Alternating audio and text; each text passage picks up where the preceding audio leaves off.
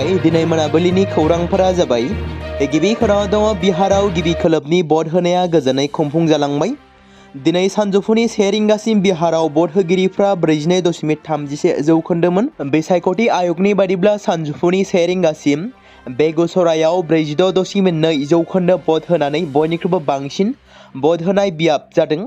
गुबुन फारसेथिं बिहारनि गुबुन मोनसे मख'जाथाव बिसायख'थि बियाब बक्सरावमोन, जेराव सानजौफुनि 1 रिंगासिमाव 46.10 जौखोन्दो भट होगिरिफ्रा भटखौ होदोंमोन।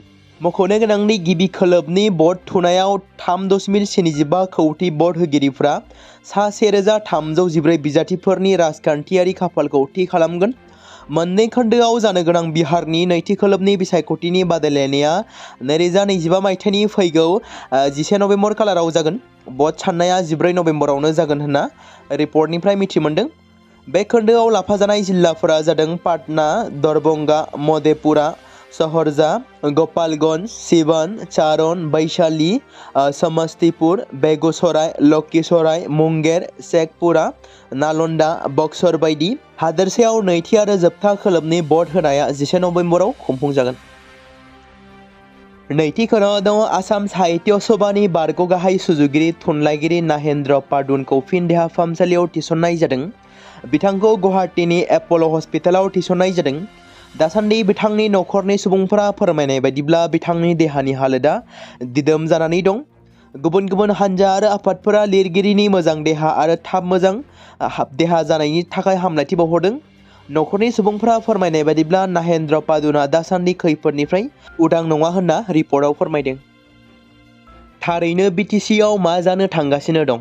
माब्लाबा बमा बेफ्रुनाय, माब्लाबा इनायै मानसि थैनाय, खामानि मावनाय बिथिङाव अजद होनाय जाथायफोरा गोबां खेब जाबोबाय थादों। बिटिसि बिसायख'थिनि सिगांबो पार्टिजों पार्टि गाग्लोबलायनाय, बेरेखा दोलोनि सुबुंजों हिंसायारि दाङाबाजि जानाय जाथायफोरा जाबोबाय थादों। बेबादिनो फिन आरोबाव सोमजिदों बिटिसिआव। क'क्राझाराव हर गेजेरावनो सिनाय मोनै दुथांफोरा गाग्लोबफैदों।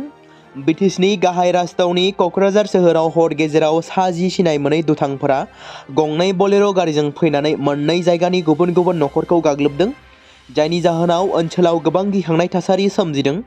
खौरां मोननाय बायदिब्ला दुथांनि हानजाया गिबियाव तितागुरि, भबानिपुराव बिपिएफ दोलोनि मददगिरि रन्जन साहानि न'खौ नोजोर होनानै बेनि उनाव जेडि र'डआव थानाय रुपम दत्तनि न'सिम थाङो।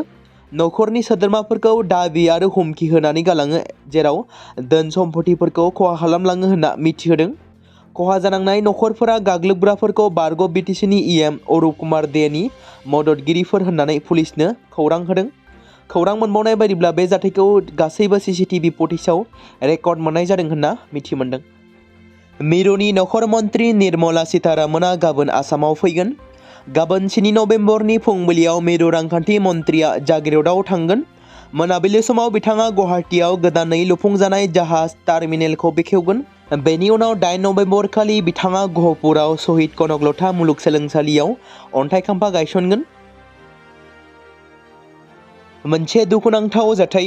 चिरां जिल्लानि बिजनी 3 नं हायनारि गामियाव मासे हाग्रानि मैदेरा मोब्लिब गोहोजों बोगथाबजानानै जिउ गोमादों। जायगानि सुलुंनिफ्राय मिथिनो मोननाय बायदिब्ला गामिनि सासे सुबुङा गावनि न'नि सोरगिदिं मोब्लिबनि थार लागायदोंमोन, जाहोनाव मैदेरा मोब्लिबनि थारजों नांजाबनानै एबा बोगथाबजानानै थैयो। हाग्रा बिफाना जायगायाव सहैयो आरो नायबिजिरनायखौ जागायदों होनना मिथि मोन्दों। भारतनि मुंदांखा आइजो क्रिकेट गेलेगिरि ऋचा घोषआ गावनि आगसि गेजेर आसियाव हेयारलाइन फ्रेक्सार जानायनि उनावबो 2025 आईसीसी आइजो अ'डि बुहुम काप सेमिफाइनाल आरो फाइनालाव साहसजों गेलेदों।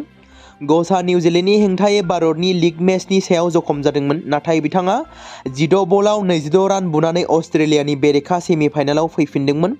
फाइनालाव बिथांजोआ 24 बलाव 34 रान लानानै मख'जाथाव बिहोमा होदोंमोन, जाय भारतखौ बुहुम काप देरहानायाव मदद होदोंमोन। बिथांनि फोरोंगुरु शिव शंकर पौलआ फोरमायथिनाय बायदिब्ला घोषआ सानायनि गेजेरजोंब्लाबो बेटिं खालामनानै सोमोनांथाव गोसोआरि गोहोखौ दिन्थिदोंमोन। गावनि दुखु मोननायजों लोगोसे बिथाङा मोन्नैबो मेचआव मैखोम बिफाव लादोंमोन, जायनि थाखाय भारतआ गावनि नखर मोजां मोनगिरिफोरनि सिगाङाव जारिमिनारि देरहासारनो हादोंमोन। गासै बुहुमावनो सासे मेयरनि सोमोन्दै सावरायजागासिनो दं। बे मेयरआ जादों निउयर्क सोहोराव गोदानै सायख'जानाय भारतारि सुबुं मेयर शाहरन ममदानी। मख'नो गोनांनि जाहरान ममदानिया भारतारि सावथुन दिथागिरि मीरा नायर आरो महम्मद ममदानि फिसाज्ला। मख'नो गोनांनि जेब्ला निउयर्क नोगोरमानि मेयर मासिगिरिनि थाखाय बिथांनि बिजाथिनि मुंखौ फोसावनाय जादोंमोन अब्ला देरहानायनि जेबो जाथावना नुजायाखैमोन। खौरां मोननाय बादिब्ला बिथाङा देरहानायनि 100% खाबु दंमोन, नाथाय 100%आ माबोरै 100% सोलायो बेखौ खोनानानै गोमोथाव जादों। जाहरन ममदानिया गोबां बिथिंफोराव गोब्राब जेंनाफोरजों मोगा-मोगि जानांदोंमोन। बेफोरनि गेजेराव दङ बेसेन बांनायनि हार, निउयर्क सोहोरनि हाथाइ बाजारफोरखौ सामलायनाय, खाजोना बुथुमनायनि खान्थि, नोगोरमाखौ बेसेनगोसा रोगानायनिफ्राय उदां खालामनाय, निउयर्क सोहोरनि लामाफोराव मानसिफोरनो थाग्रा खुलि होनाय। बिसायख'थिनि मिरु आयदा जानायजों लोगोसे ममदानिया बे बिथिंफोराव गोब्राब जेंनाफोरजों मोगा-मोगि जानांदोंमोन। जेब्ला बिथाङा बिसायख'थि फोसावदिंनायनि बाहागो महरै भटारफोरनि गेजेराव सौहैनो हमो अब्ला रावबो ममदानिखौ सिनायाखैमोन। नैथि 15 बोसोर बैसो सिंनि हिनजावसाफोरनि जोबथा गेलेनाय बादायलायनाया बेरगाव गोजौसिन गेजेरारि फरायसालियाव जोबनानै थांबाय। दुलाराय बर' फरायसा आफादा देग्लायनि ब्रैथि 13 बोसोर बैसो सिंनि हौवासा आरो नैथि 15 बोसोर बैसो सिंनि हिनजावसाफोरनि जोलुर गेलेनाय बादायलायनायखौ मोननै जन फारियै ए जन चिरां आरो बि जन उदालगुरियाव खुंफुंनाय जादों।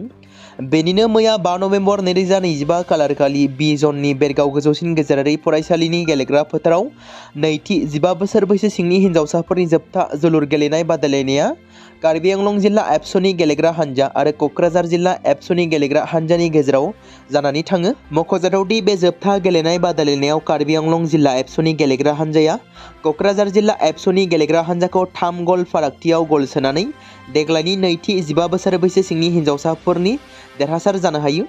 बे जोबथा जोलुर गेलेनाय बादायलायनायावनो बराय बिबुंथि लाखियो दुलाराय बर' फरायसा आफादनि मानाव गेदेर आफादगिरि दिपेन बर' बिथाङा।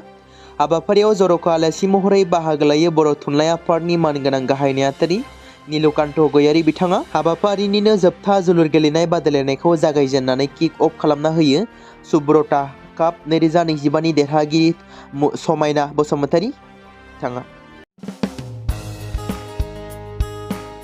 बे समाव मोनसे गोनां फोसावथाय बर' सावथुन नायनानै मोजां मोनग्रा गासै बर' रायजो राजाफोरनि गेजेराव लानानै फैदों मोनसे बर'नि OTT प्लेटफर्म गोनां, जाय प्लेटफर्मनि गेजेरजों नोंथांमोना बर'नि गोदान सावथुनफोरखौ नुनो मोनगोन। थांनाय माखासे बोसोर सिगां बर'नि गेजेराव लानानै फैनाय निउबो एप बायदिनो फिन आरोबाव लानानै फैदों बर' रायजो राजाफोरनि थाखाय। बे बाथ्राखौ मख'नाया गोनांदि 2025 मायथाइनि जानुवारि दानाव ओंखारनाय आंगो स्ट्रीम मुंनि मोनसे OTT प्लेटफर्म गोनां निउबो एपनि गेजेरजों नोंथांमोना गोबांथार बर'नि सावथुनफोर जेरै ट्रेजेडी, रमान्टिक, एक्शन आरो कमेडीजों बुंफबनाय सावथुनफोरखौ नुनो मोनगोन। जेरै सनानि नखर, थांखि गैयै समाज, अनसुला आफा, हिर', बिमा बायदि बाजै, अर, थैसाम, वान्टेड, संदान आरो रं नाम्बार बायदि सावथुनफोरा मख'जाथाव। बेफोर सावथुनफोरखौ नायनो थाखाय नोंथांमोना गिबियावनो आंगो स्ट्रीम एपखौ गाव गावनि मबाइलाव थानाय प्ले स्ट'रनिफ्राय डाउनल'ड खालामनानै लोगोसे इनस्टल खालामनानै गावनि मबाइल नाम्बारजों लगइन खालामनानै लाग्रोनांगोन।